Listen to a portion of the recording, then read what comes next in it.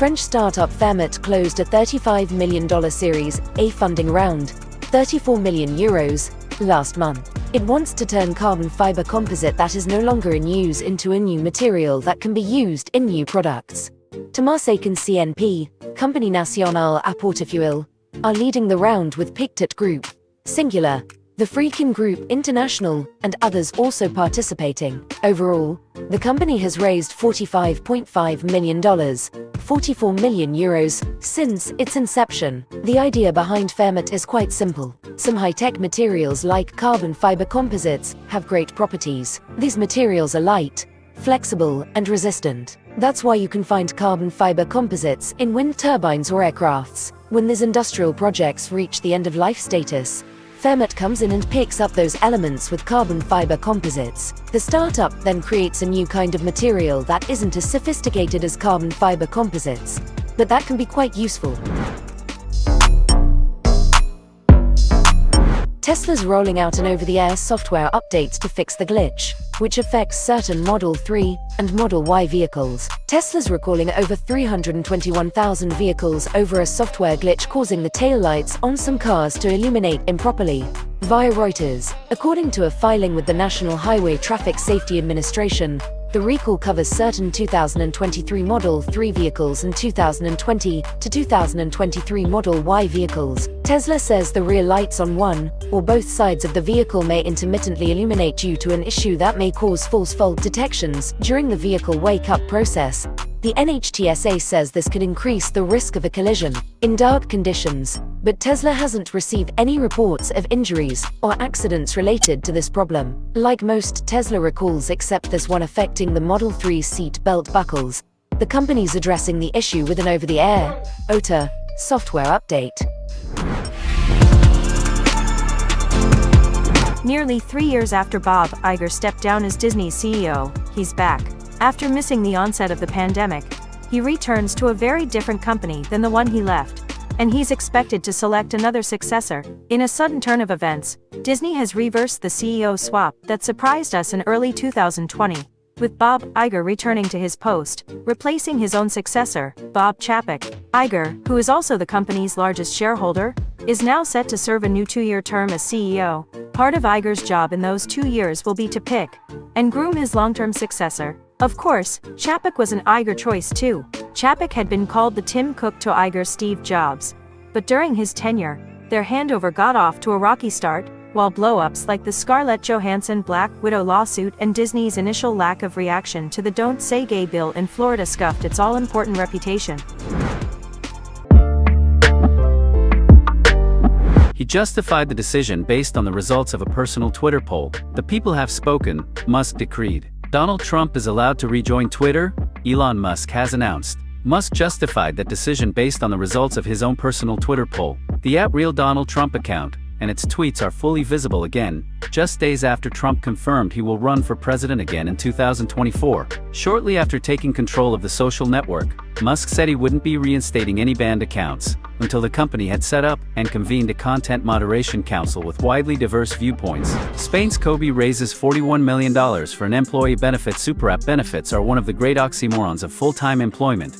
The name implies help and advantages, but in a lot of cases, it's hard to know what perks and rewards you might have available to you, much less use them on a regular basis. Now a startup called Kobe that's built a platform, an app to make organizing and accessing these a little easier by way of an app, a payment card, physical or virtual, and an integration with payroll, is today announcing some funding on the heels of seeing strong interest for its services, with revenues growing 3 times this year. The company has raised €40 million, $41 million, in a Series B round of funding co-led by Octopus Ventures and Notion Capital, with participation from previous backers Balderton Capital, Speed Invest, and Dela Capital. iOS developers say Apple's App Store analytics aren't anonymous. The finding exposes the difference between the privacy policy you may think you're covered under and the privacy policy that's actually being applied. The detailed analytics data Apple records about what you do in the App Store can be tied directly to your Apple account, according to app development and research team MISC. In a Twitter thread, MISC shows that Apple sends what's known as a directory services identifier along with its App Store analytics info, and argues that the identifier is also tied to your iCloud account, linking your name, email address, and more.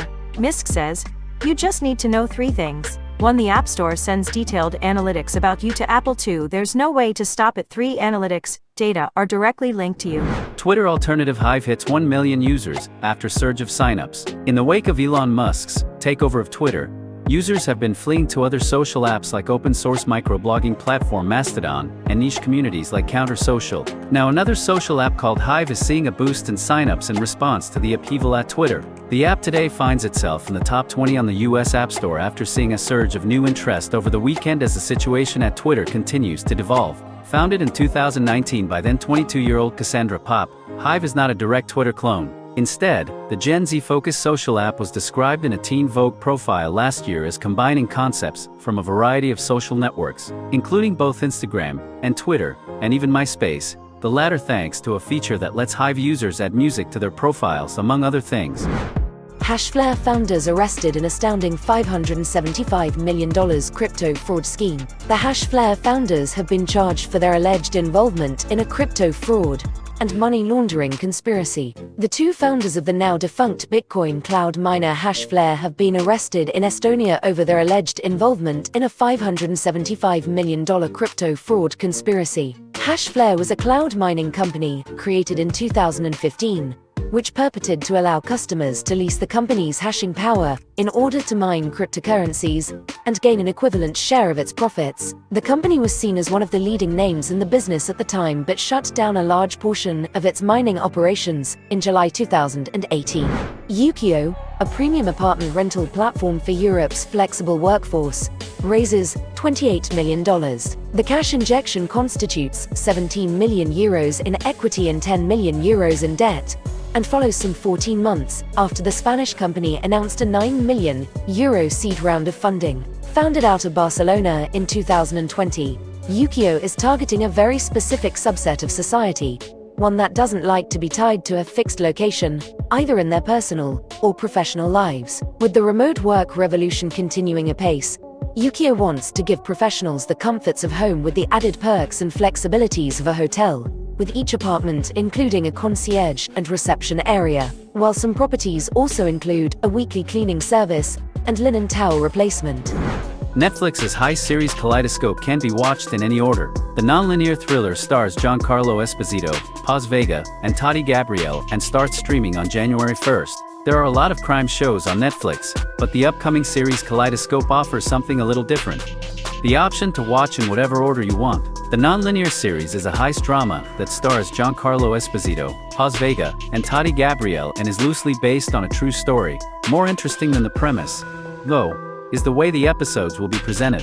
The show is structured so that you can watch them in any order, but doing so will likely create different perspectives as you attempt to solve the mystery. Apple and Google face gaming and mobile browser probe. Apple and Google's dominance over cloud gaming and mobile browsers will be investigated by the UK's competition regulator.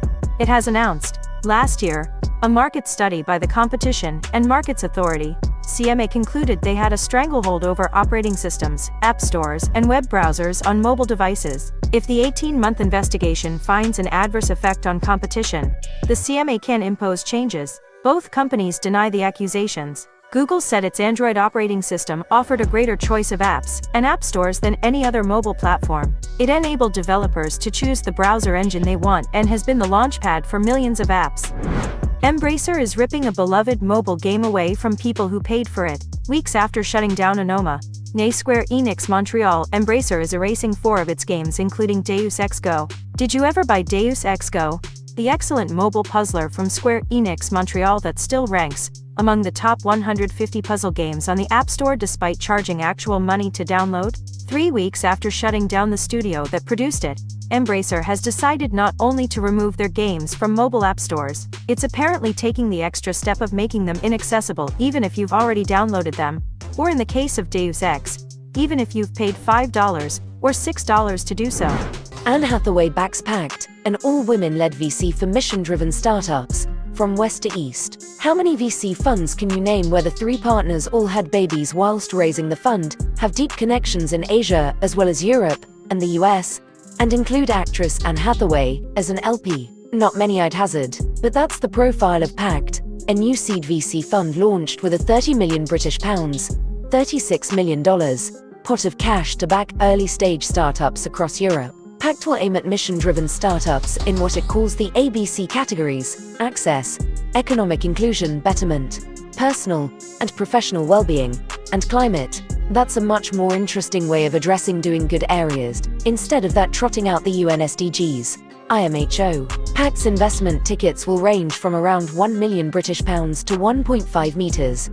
Amazon's already greenlit an FTX miniseries. Amazon's reportedly working on a series about FTX and its infamous co-founder Sam Bankman-Fried, who was ousted from the crypto exchange after leading it to bankruptcy. Though the real-world impacts of FTX's spectacular crash have yet to fully settle, Amazon's reportedly moving forward with a miniseries about the bankrupt crypto exchange and its infamous former CEO Sam Bankman-Fried. Anthony and Joe Russo's Agbo production company is attached to produce the show, and the brothers are reportedly considering coming on to direct multiple episodes. Variety reports that Amazon has tapped Invasion co-creator Dave Ball to executive produce the currently unnamed 8-episode miniseries that details how Bankman-Fried co-founded FTX and went on to lead the company to a liquidity crisis that ultimately resulted in his being ousted.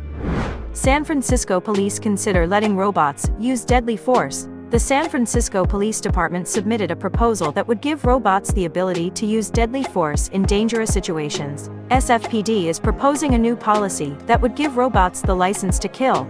As reported earlier by Mission Local, via Engadget, the draft policy, which outlines how the SFPD can use military-style weapons, states robots can be used as a deadly force option when risk of loss of life to members of the public or officers is imminent and outweighs any other force option. As reported by Mission Local, members of the city's Board of Supervisors Rules Committee have been reviewing the new equipment policy for several weeks.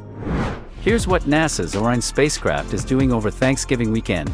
Since taking off aboard the Space Launch System rocket last Wednesday, NASA's Orion spacecraft has had a remarkably smooth journey, but it's far from over.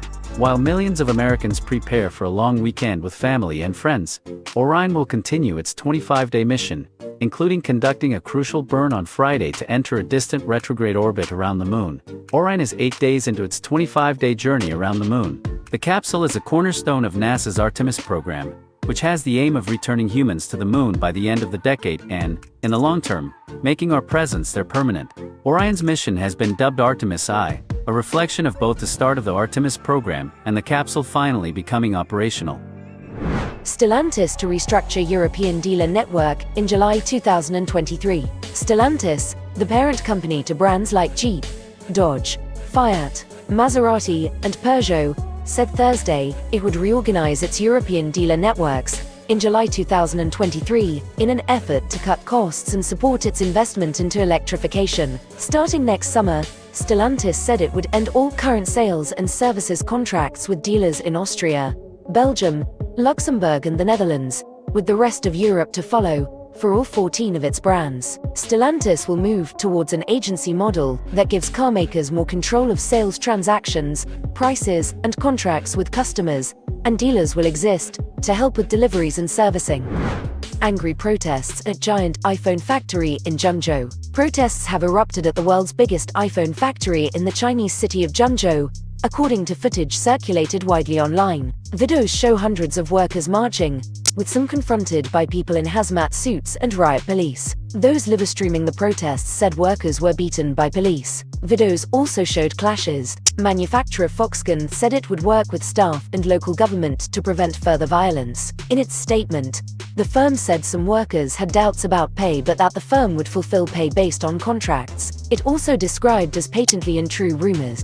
Twitter layoffs trigger oversight risk warning from Brussels. In another move that's being frowned upon by European Union regulators, Elon Musk-owned Twitter has closed its Brussels office per a report in the Financial Times citing sources with knowledge of the departures. Staffers in the office were focused on European Union digital policy, working in close proximity to the seat of power of EU's executive, the European Commission, an entity with an ongoing role in EU lawmaking. The Commission will also soon take on a major new oversight role for the bloc's updated digital rulebook, the Digital Services Act, DSA. Saudi Arabia's $5 billion turtle-shaped floating city, a superyacht titled Pangaeus, will be capable of hosting up to 60,000 guests and will also feature malls and beach clubs. Saudi Arabia will soon be home to a $5 billion terra yacht titled Pangaeus. The new project, is shaped like a turtle and will accommodate up to 60,000 people.